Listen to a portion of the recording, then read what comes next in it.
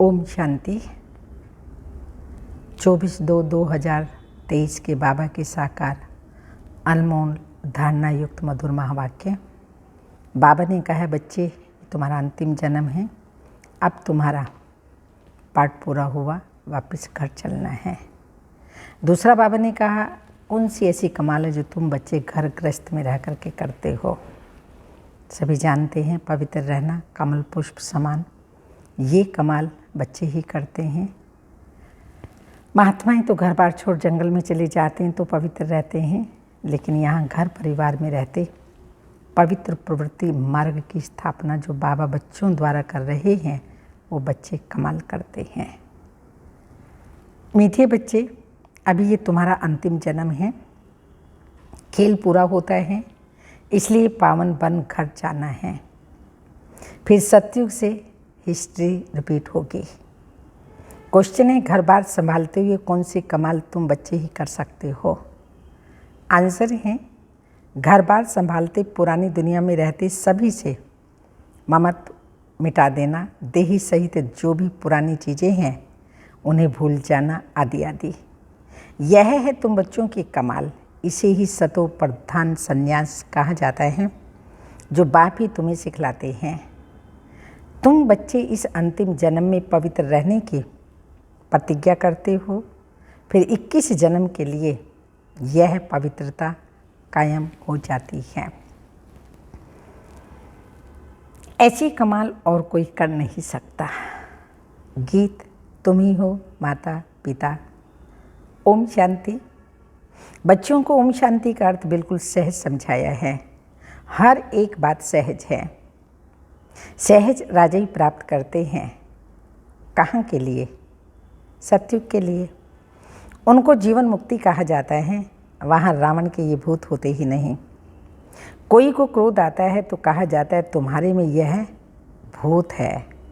अच्छा, बच्चों को समझाया है ओम का अर्थ मैं आत्मा, फिर मेरा शरीर।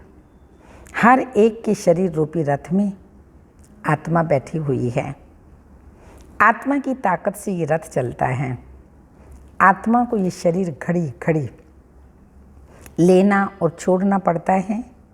यह तो बच्चे जानते हैं। भारत अभी दुखधाम है, आधा कल्प पहले सुखधाम था। ऑलमाइटी गवर्नमेंट थी, क्योंकि ऑलमाइटी अथॉरिटी ने भारत में देवताओं के राज्य की स्थापना की थी। वहाँ एक धर्म था। आज से 5000 वर्ष पहले बरोबर लक्ष्मी नारायण का राज्य था। वह राज्य स्थापन करने वाला जरूर बाप होगा। बाप से उनको वर्षा मिला हुआ है। उन्होंने आत्मा ने 84 जन्मों का चक्र लगाया। भारतवासी ही इन वर्णों में आते हैं। अभी है शूद्र वर्ण में। शूद्र वर्ण के बाद सर्वोत्तम ब्राह्मण वर्ण आता है। ब्राह्मण वर्ण माना ब्रह्मा के मुखवंशावली। प्रजापिता ब्रह्मा के जरूर एडॉप्टेड बच्चे होंगे। बच्चे जानते हैं कि भारत पूज्य था, अब पुजारी हैं। बाप तो सदैव पूज्य हैं। वह आते हैं जरूर पतितों को पावन बनाने। सतयुग है पावन दुनिया। सतयुग में पतित पावनी गंगा यह नाम नहीं होगा, क्योंकि वह है ही पावन दुनिया। सभी पुण्य आत्माएं हैं, नो पाप आत्मा। कलयुग में फिर नो पुण्य आत्मा, सब पाप आत्माएं हैं। पुण्य आत्मा पवित्र को कहा जाता है। भारत में ही बहुत दान पुण्य करते हैं। इस समय सब जब बाप आते हैं तो उनके ऊपर बलि चढ़ते हैं। सन्यासी तो घर बार छोड़ जाते हैं। यहाँ तो कहते हैं बाप ये सब कुछ आपका है। आपने सतयुग में हमें अथाह धन दिया था, फिर माया ने कोड़ी जैसा बना दिया है। अब ये आत्मा भी पतित हो गई है। तन मन धन सब पतित है। आत्मा पहले पहले पवित्र रहती है, फिर पाठ बजाते बजाते पतित बन जाती है। Golden, silver, copper, iron in stages में मनुष्य को आना है जरूर। सारा चक्र लगाकर पिछाड़ी में तमो प्रधान झूठा जेवर बनती है। सब आत्मा ईश्वर के लिए भी झूठ बोलती रहती हैं, खुद झूठा जेवर बन जाते। परमात्मा शिव बाबा के लिए भी झूठ बोलती रहती हैं, क्योंकि उनको सिखाया गया है ईश्वर सर्वव्यापी हैं। गाते भी हैं, तुम मात पिता हम बालक तेरे। लक्ष्मी नारायण के आगे जाकर ये महिमा करते हैं, परंतु उनको तो अपना एक ही बच्चा होगा। जैसा सुख राजा रानी को वैसा सुख बच्चों को रहता है। सबको सुख घनेरे हैं सतयुग में। अभी तो वह 84वें जन्म अर्थात अंतिम जन्म में हैं, तो दुख घनेरे हैं। कलयुग में दुख ही दुख है, सुख कहाँ से आए, और वो भी घनेरे सुख। बाप कहते हैं अब फिर से तुमको राजयोग सिखलाता हूँ। बच्चों को समझाया है कि इस रथ में रथी आत्मा बैठा हुआ है। ये रथी पहले 16 कला संपूर्ण था, अब 9 कला। कहते भी हैं मुझ निर्गुण हारे में कोई गुण नहीं, आपे ही तरस पिरोई आदि आदि।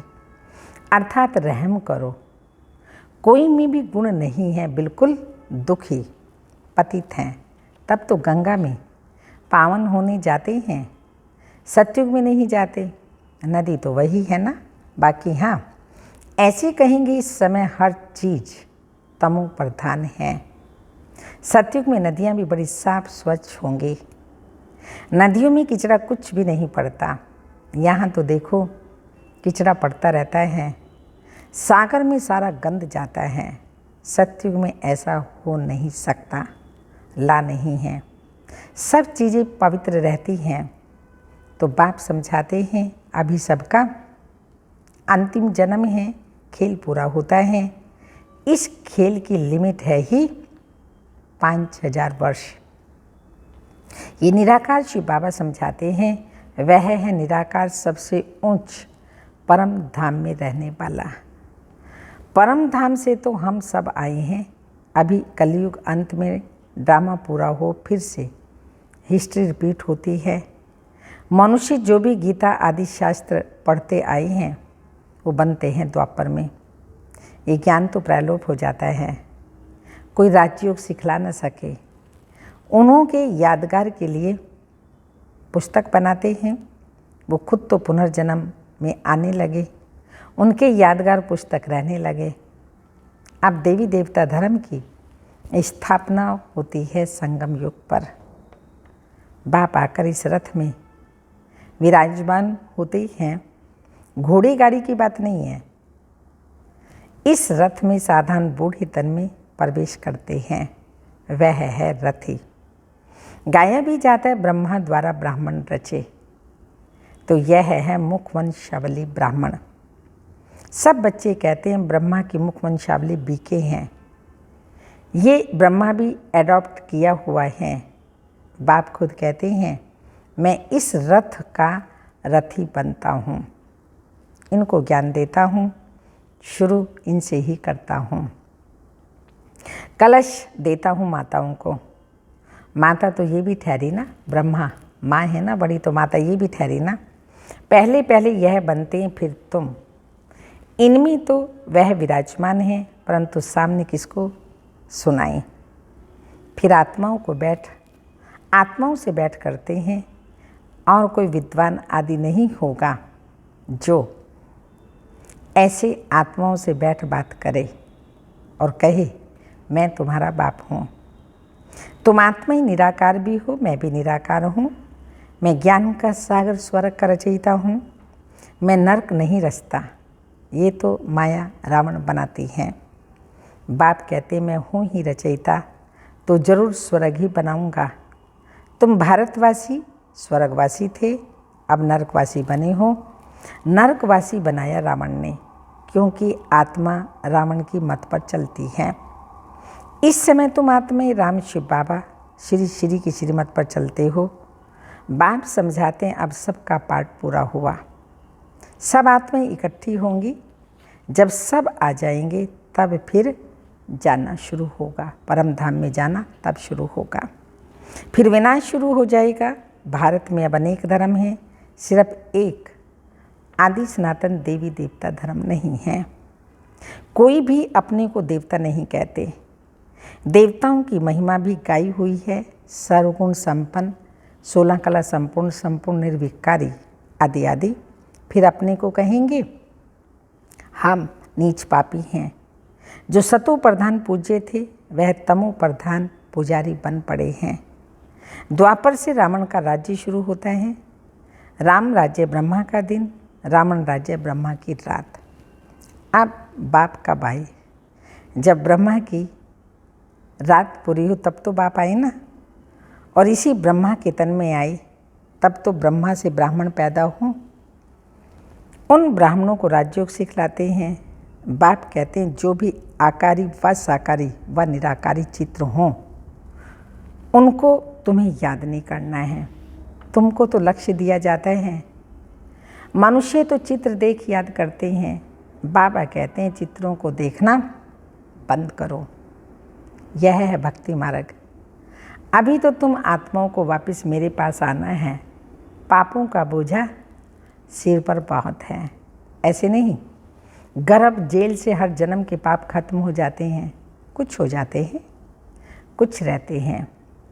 अब मैं पंडा बनकर आया हुआ हूँ। इस समय सब आत्माएं माया की मत पर चलती हैं। परमात्मा सर्वव्यापी कहना ये माया की मत है। कभी कहते हैं सर्वव्यापी है, कभी कहते हैं 24 अवतार लेते हैं। बाप कहते हैं मैं सर्वव्यापी हूँ कहाँ, मैं तो हूँ ही पतित पावन, स्वर्ग का रचयिता। मेरा धंधा ही है नर्क को स्वर्ग बनाना।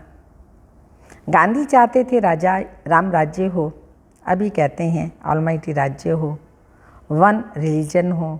स्वर्ग में तो है ही एक धर्म एक राज्य, वहाँ कोई पार्टीशन नहीं था। बाप कहते हैं मैं यूनिवर्स का मालिक नहीं बनता हूँ, तुमको बनाता हूँ। फिर रावण आकर तुमसे राज्य छीनता है। अभी हैं सब तमो प्रधान पत्थर बुद्धि, सतयुग में है पारस बुद्धि। ये बाप समझाते हैं, रथी बैठे हैं। आत्मा ही बात करती है तो इनकी आत्मा भी सुनती है।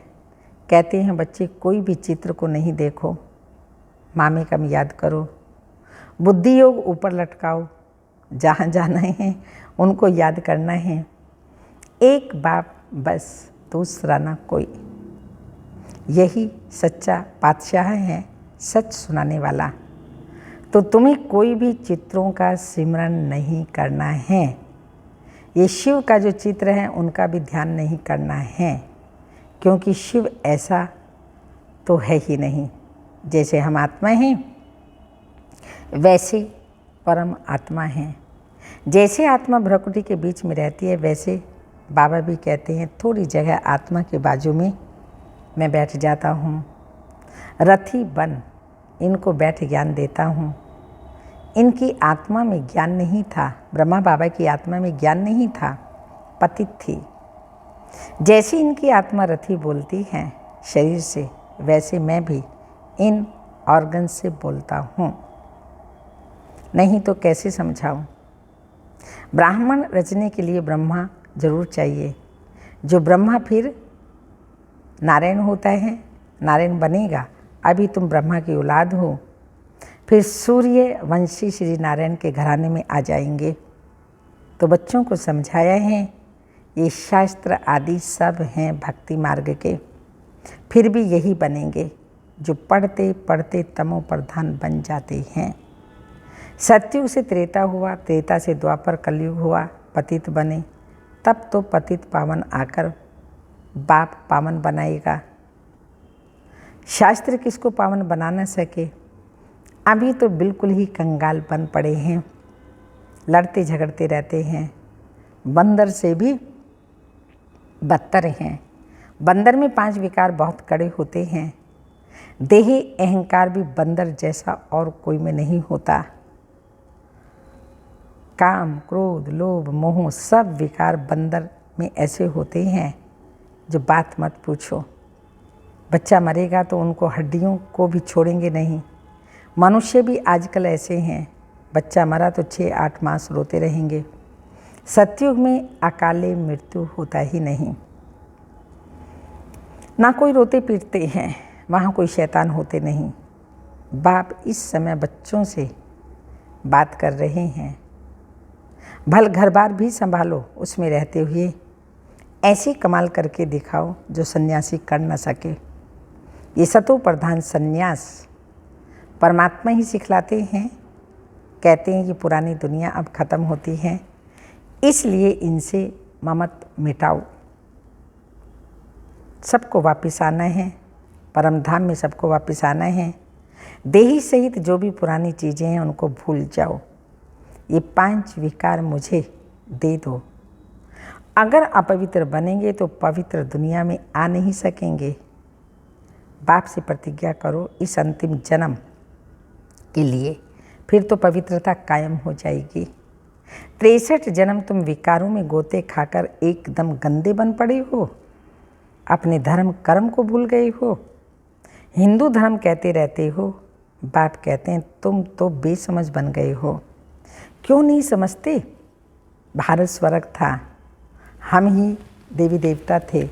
मैंने